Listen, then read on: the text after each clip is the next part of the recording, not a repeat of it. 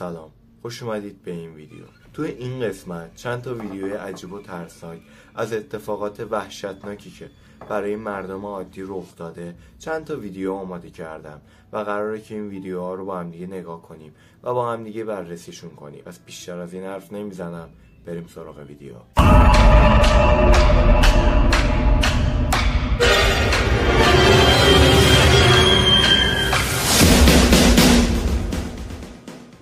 ویدیوی اول مربوط میشه به یه زن و شوهر که توی یه خونه تنهایی زندگی میکردن و داستان این زوج مربوط میشه به این که توی خونهشون همیشه اتفاقات عجیبی رخ میداده، مثل جابجا شدن وسایل، صداهای عجیب و غریب و خیلی اتفاقات ترسناک دیگه، تا جایی که این زن و شوهر تصمیم میگیرن توی تک تک جاهای خونه دوربین نصب کنن تا اگه اتفاقی افتاد ازش یه ویدیو ضبط کنه. ولی یه شب اتفاقی که میفته اون دوتا رو شوکه میکنه.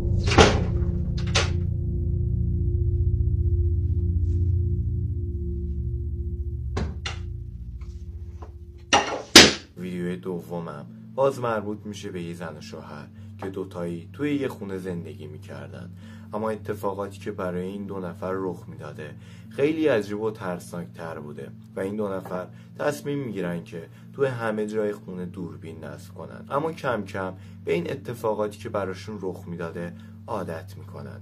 اما یه شب که با هم دیگه داشتن جر و بحث میکردن این اتفاقاتی که رخ میداده قوی تر میشه. Like it feels more like they don't mean to do. They're not like planning on, you know. They do you don't. know how it feels to hang out with a group of people and they don't even want you there? Like they do want you there. But I'm only there they want you there. They like you a lot. No, they don't. They That's like. The only they reason. like. Yeah, they like me. They're my friends. But they're my. But they like you a lot. They're acting fucking rude to me. They're not. They're not trying. That's just how they.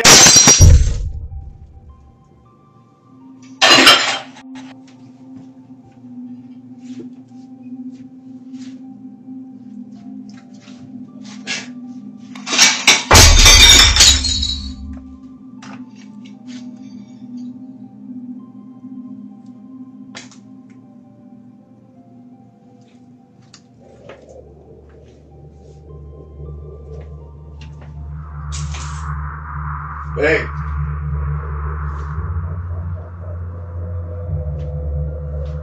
ویدیو سومم مربوط میشه به یه دختری که همیشه توی خلوتش اتفاقات عجیب زیادی براش رخ میداده، اما اون هر چقدر این اتفاقات رو برای خانواده‌اش تعریف میکنه خانواده‌اش باورش نمیکنن و میگن که تو حتما خیالاتی شدی. اما اون تصمیمش رو میگیره تا این اتفاقات رو برای خانواده‌اش ثابت کنه و توی اتاق خوابش یه دوربین نصب میکنه که دوربینش یه شب میتونه یه اتفاق عجیبی رو ضبطش کنه.